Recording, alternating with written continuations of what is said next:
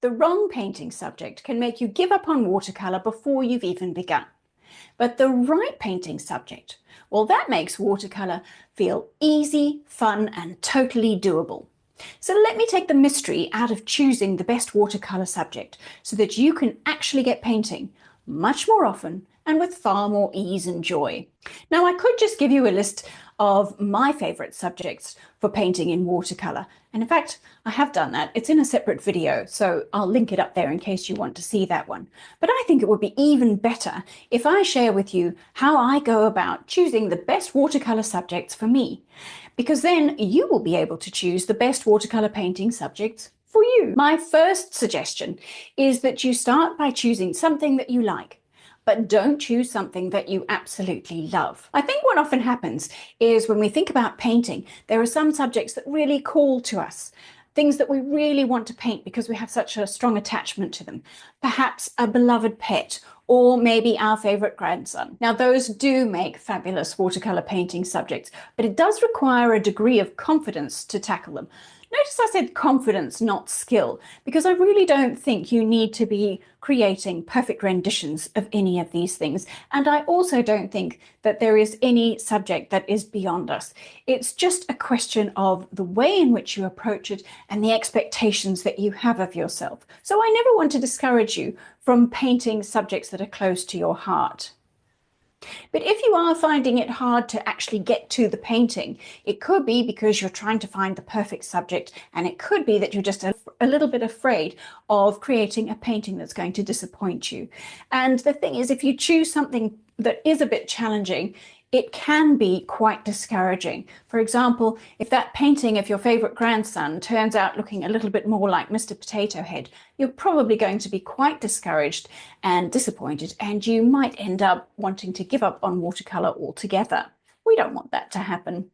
So I think it's best to choose something that you definitely like or have an interest in, but not something that is so close to your heart that it's going to be really hard for you to approach it as a beginner. My second tip is to try and choose something that by its very nature is a little bit more forgiving of a painting subject.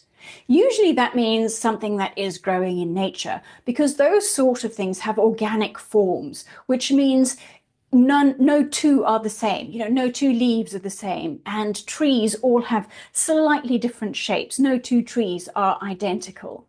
That means when you get to painting them, if you make one of your trees have a few less branches, or if your branches bend in an opposite direction, that's probably okay. That picture of your grandson, though, you need him to have exactly the right number of limbs and for them to all be pointing in the right directions in order to not be totally disappointed. Very often, man-made items have a fair bit of symmetry, exact proportions required, and it's important to get the certain angles right, perspective, that sort of thing. And those can be quite challenging to get your head around. But it doesn't mean that all these man-made items are off the table. For example, I've got a couple of vases that I'm really quite attached to, and my favourite vases have curvy edges. Those vases are quite hard to capture in paint because I find it quite hard to get them symmetrical looking. When you paint a curve on one side, it's quite hard to have it mirrored just right on the other side. So what I do is I just modify those edges and turn it into a straight-edged vase for the purpose of my painting. Remember, we don't need to paint exactly what we see. The point is to just enjoy painting the vase. And so if it needs to have straight edges that I will have a better chance of painting, then so be it. My third suggestion is to choose a subject that you know a little bit about. Sometimes we see watercolour paintings of slightly unusual subjects, something that might not have occurred to us, and that seems all very exciting and different. For me, this was those watercolour trucks. I don't know if you've seen those paintings of these big sort of rusty old trucks that have got a whole lot of character to them. And cars and trucks do make lovely watercolour painting subjects. However, I'm not much of a petrol head, so it is a bit of a challenge for me to figure out how it all works, how the car fits together. And that makes it a little bit harder for me to draw. It's not impossible. You can draw pretty much anything if you're prepared to spend a little bit of time really observing what you see. But there are times when you don't have the patience for that and you just want to enjoy painting. So while I might have wanted to paint cars and trucks, I know that for me, if I'm wanting to paint some sort of man-made machinery, I'm far better off choosing something from the kitchen, which is a place I'm much more familiar with. I spend a lot of time in there.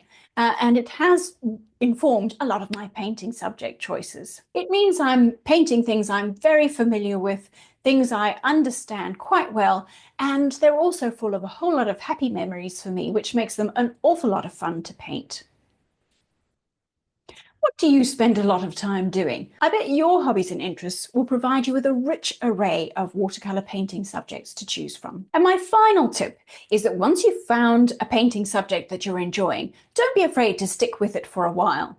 Don't forget that when you paint something in watercolor, it's really hard to paint exactly the same thing tomorrow. Even if you try, the paintings are going to turn out quite differently.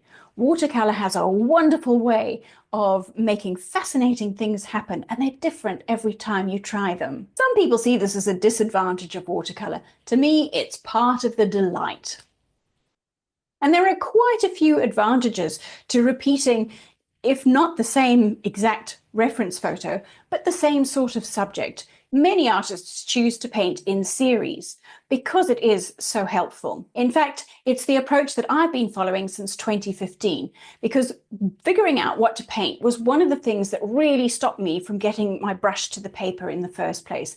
But once I worked out that I could work in a series, it made it a whole lot easier, and I started becoming a far more prolific painter. In fact, I've so far painted 82 watercolor series. I made a video all about that if you'd like to find out more. I'll pop it up on the screen in case you want to watch that one next. But don't forget to start your own painting today. Happy painting!